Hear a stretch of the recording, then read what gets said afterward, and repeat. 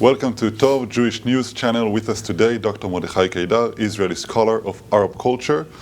Hello, doctor. I think we all noticed that the left is slowly disappearing and the right cannot keep on holding opposite opinion to the left. It has to come up with its own realistic, independent, and outside-the-box solutions. And this is exactly where your 14 Emirates solution to the to the Palestinian-Israeli conflict comes into the picture. So please give us some background to the solution. Well, for this we have to first understand the nature of the culture of the Middle East. In the Middle East, roughly, is divided to two kinds of states. One are the failing states, and the other kind is the successful states. Failing states, I mean Lebanon, Syria, Iraq, Yemen, Libya, Sudan, for example. And the successful kind are Kuwait, Qatar, Abu Dhabi, Dubai, Saudi Arabia, and 5 more Emirates, and Oman. The question is, why are these failures and why are those success? Some would say because of the oil in the Gulf, but it's wrong, because Iraq has a lot of oil and it's a failing state. Same as Libya, much oil, failing state. While Dubai, on the other side, has no oil, no gas, yet Dubai is heaven on earth. So what makes the difference, if not the oil? The answer is very simple. The sociology of these states. The failing states are conglomerates of many groups, ethnic groups like Arabs, Kurds, Turkmens, Berbers, tribal groups, as we can see in Iraq and other countries, religious groups, Muslims, Christians, Yazidis, Alawis, Druze, and more religions in the Middle East, and sectarian groups like Sunnah and Shia. So since in those failing states there are many groups, there is no nation because they don't get married with each other, and they didn't make a nation, a Lebanese nation or a Syrian nation, while the successful states are one homogeneous group, usually a tribe or clan. Kuwait is Al-Sabah, this is the name of the clan. Al is clan. Qatar is Al-Thani. Dubai is Al-Maktoum. This is the family which owns the place. And Abu Dhabi is Al-Nihyan. Saudi Arabia is Al-Saud, and so forth. When you have one consolidated, homogeneous group which owns the country is peaceful within itself with the others. They don't look for external enemies in order to galvanize everybody under the illegitimate aegis because of a leader, because they are all legitimate leaders. And so the state is legitimate, the leadership is legitimate, and nobody shakes the boat. In these successful countries, this is where they are successful. If they have oil, like Abu Dhabi, they make money out of the oil. If they don't have oil, like Dubai, they make money out of business. While in Iraq, there are so many, 70-something tribes and 10 religions and many sects and 4 ethnic groups, Arabs, Turkmens, Kurds and Persians. So the society is shaky, is fragmented, people are fighting each other in the country. Therefore, the only possibility to rule them all and to control them all is by a dictator like Saddam Hussein, who is totally illegitimate. The same thing in Syria, Assad. The same thing in Sudan, and Numeiri and Bashir, and in Libya, what we saw, Gaddafi. And Lebanon is a mayhem because there is no dictator, and the whole place is falling apart. While the Emirate is the only successful paradigm in the Middle East because it's based on the clan. And this is why what I suggest is to emulate the successful paradigm rather than the failing paradigm. Means to establish Emirates in each and every city of the Palestinian Authority. In Judea and Samaria, the so-called West Bank, it should be 8 Emirates in the cities: Jenin, Shechem means Nablus, Ramallah, Tulkarem, Kalkilia, Jericho, and the Arab part of Hebron. While in Gaza, Gaza should be divided to 6 concentrations of population. Betlaya in the north, Gaza the city to the south of it, then Deir al-Balach, then Khan Yunis, Abasan, and Rafah, next to the Egyptian border. And this is the only way how to achieve stability. No Hamas, no Abbas, because both are illegitimate. Means Abbas is totally illegitimate because Israel created the PA. So why did Israel create the PA? Why did Israel impose a failing idea, Western concept of nation state on these fragmented Arabic families? Because in the beginning of the 90s, the ruling group here in Israel were good leaders, but very bad students of the Middle East. They didn't actually learn anything, and they knew nothing about the Middle East. And they thought that if they bring the PLO, Palestinian Liberation Organization, which is vowed to eradicate the whole state of Israel, and it never changed its commitment, they will be peaceful, and they will create a state, and they will control everybody, and take care of the Hamas and the Islamic Jihad without Bagatz and without B'Tselem, as they say, without the Supreme Court, and without the human rights organizations. And this is what Peres believed in, and Beilin, and Alon Liel, and all this little group of far leftists who could be good business people or politicians, but very bad decision makers about anything connected to the Middle East, because they did not have any understanding of the Middle East, the sociology of the Middle East, the anthropology of the Middle East, and how in the Middle East states are built.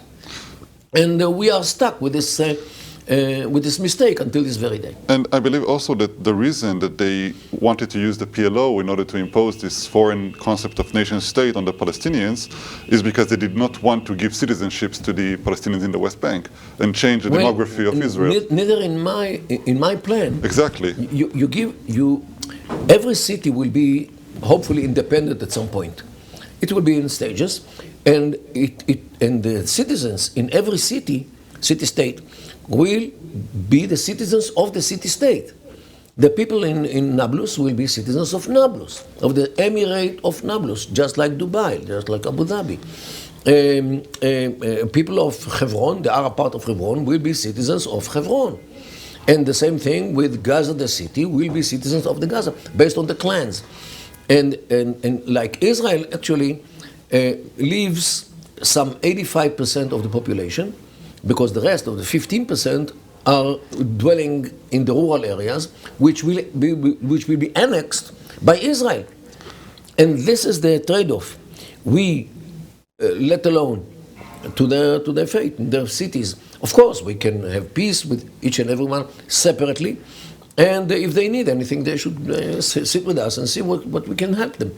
And in principle, this is the only thing which is stable in the Middle East, because it's based on the clans, on the local clans, not on the ideas of nations which never worked in the Middle East. There is no Syrian nation, there's no Iraqi nation, there is no Sudani nation.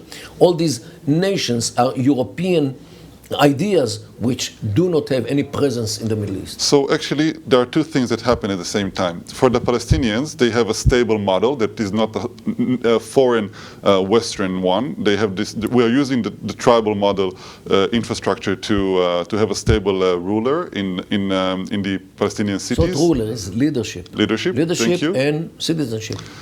Thank you. And for the Israeli side, it also works because, one, we don't have to change the demography of Israel. Right. And the second thing is you have buffer zones, what today is called the C and the B from Oslo Accords. You have these buffer zones around Jerusalem and Tel Aviv that add security to Israel. And this is why this solution works for both sides. Definitely. So those who want Israel to stay on the map definitely understand it, and they would embrace this idea.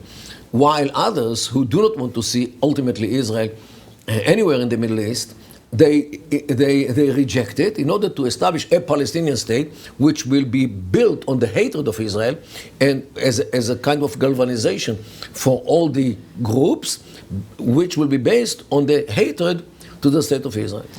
Okay, so I'll ask a few questions. Did you talk to the Arabs, to the Palestinians, families or people about this solution? What were they their... want it. They like it? Of course. Because, first of all, there is no many connections between Hebron and Nablus, for example. Can you put a number? Like, if we look at internal, inside the family marriaging. In Hebron, there are 5 major clans, which have a clan court, which assembles every couple of days in order to solve problems between the clans. Usually you don't hear about clashes within Hebron because they have mechanism to solve all the disputes and all the problems. In Hebron there are 5 big clans: Jabri, Kawas, Menachet, Tamimi, Abu Snena. The tribes or the clans in Ramallah are mainly Barghouti, and 2 more, Abu Ain, and another one, and Tawil. In Shechem, Nablus, Masri, Tukan, Shaka, different clans. And they don't move, people usually don't move from place to place because their understanding of homeland is actually the city and the quarter where your clan lives. This is the homeland in the mindset of people in the Middle East in general. If they cross the street to the area of another clan, they feel in exile. So if the Palestinian families, they like the idea, where's the resistance? Well, who doesn't like it, or who's holding it back? The Americans, who do not understand in the sociology of the Middle East, and look at Iraq, the mayhem in Iraq, look at Afghanistan. Wherever they went in the Middle East, they didn't understand the culture of the people, and that's why these places are failing places, even with the American efforts to stabilize these places. By the way, I gave the Americans good ideas about Afghanistan, about Iraq, already 10 years ago. But they rejected it, and the result is the mayhem. And the Israelis, the government in Israel, which many people do not understand the culture of the Middle East, because they don't learn about this. They know maybe something about Israel. They didn't spend time and effort in order to learn Arab societies and to understand what the mechanisms in these societies are. And this is why they have no idea about how to deal with these societies. Those who spend the hour to sit with me and learn about what our viewers now know about the Middle East, definitely think that this idea of the Emirates is much more feasible and much more realistic when it comes to even to the Palestinian Authority and Palestinian people, which never existed, just like Syrian people or Iraqi people who were created by Sykes-Picot borders of 100 years ago, but never materialized the ideas of the Europeans to shape a nation which will sit around one fire and sing Kumbaya together. Instead, they fight each other, an all-out war. So as we see, unfortunately, in Syria and so Iraq, this leads Libya. to the next question. Let's say that we do have the Emirates solution. You cannot promise that they're not going to fight among each other, and you cannot promise that all of them going to leave this idea of nation state and not go into terror. Look, the mechanism in the Middle East, it shows in Iraq, it shows in the Gulf. Over in the Middle East, you can see when the clan is given the authority, they take responsibility. They are against the jihadism in most cases, because jihadism means to undermine the stability in order to push everybody to a war against other powers, America against Israel, which brings misery to everybody, destruction, death, and whatever you don't want. While the clans usually try to build a stable system in which they can thrive, in which they can develop themselves, in which they can have good life for themselves, before the others. Not because they serve the Israelis, no, they serve themselves. And this is why, in most cases, in the Middle East, even in Iraq, the Anbar area, which in 2006 was given the more or less independence from the Americans and the Iraqi government, they kicked out all the jihadists within weeks. Mm-hmm. And they cleaned the place from all the jihadists and the factories of the explosives and everything, which brought misery to that area. Once they are given the authority, they take responsibility. So many times before you launch a huge plan, you start with a pilot, a small test case. I would start with Where Hebron. would you start? Hebron. Hebron. Why? If without the war on Gaza, I would start with Hebron. But now we have to give the idea of what to do with Gaza. To leave Gaza together, it means that you need a ruler, a dictator. And any dictator which will be nominated either by Israel or by America or by the international community will not be legitimate. And people will resist him. And the best resistance is Islamic resistance, Hamas. So if you create anything connected to the Palestinian Authority, even if the Palestinian Authority becomes better and better, which is, in my view, cannot happen, you actually give a boost to the idea of Hamas. Because the PA, even PA++, will be a creation, something which was created by Israel and America. Both the Jews and the Christians are the people. So now we have to create an Islamic resistance against the plot or the conspiracy of the Jews and the Christians. Yeah, understand. As they see it. So this is why anything connected to the PA will create Hamas again. And this is a paradox. Therefore, you have to go to the real thing of the Arab world, the clanism, which is deeply rooted in the culture of the Middle East. Work with this, because this is a real leadership, a real structure of society, and the real idea of how to run themselves wherever they are, in Iraq, in Syria, in the Palestinian Authority, in the Gulf. And this is why wherever you find a state built on one clan, it is a flourishing clan. It is a flourishing country. Mm-hmm. If you build a state on multiple groups, you get a mayhem. Okay, so... So now we have to suggest a solution for Gaza. And I would suggest, right at the end of this war, which we are witnessing now, to divide Gaza to 6. So the end is when we conquer the Gaza Strip. When we get rid of Hamas. Okay. Because Hamas is totally against this clanism, because Hamas wants to reject everything which is imposed by the clans. Hamas is against this idea of clanism because, according to the Islamic idea, the whole Islamic nation should be one big nation, as ISIS used to say.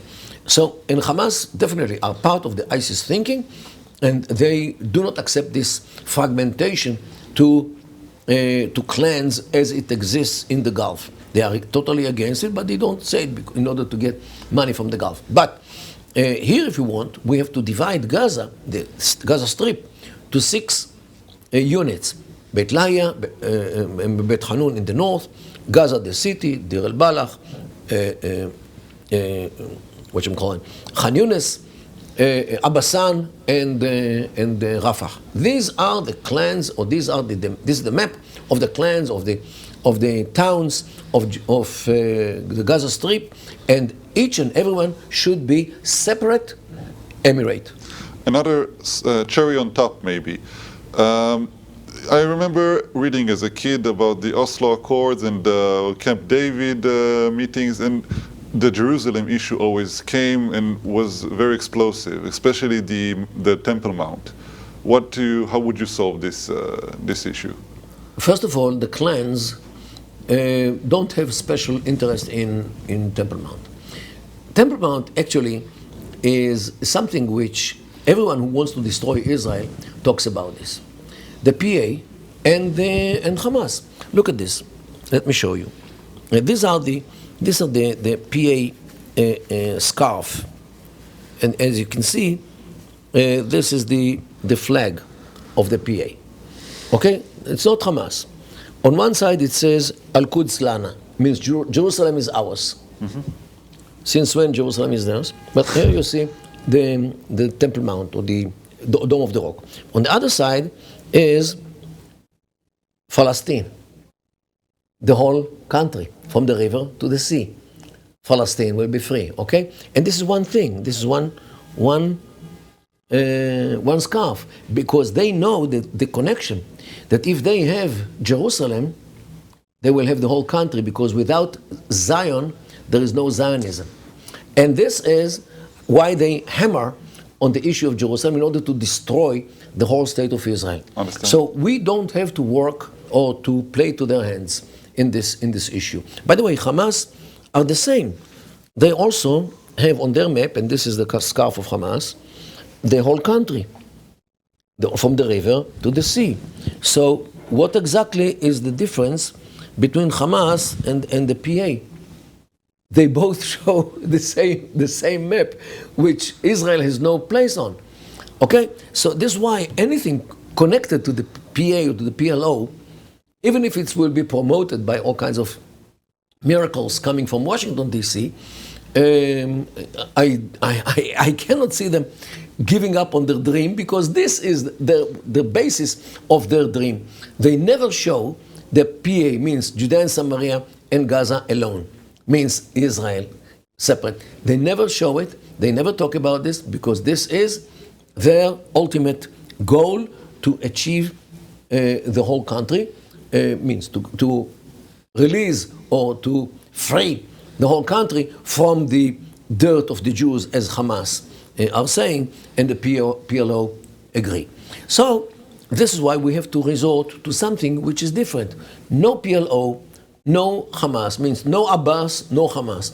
And the only thing which works in the Middle East is the clan system.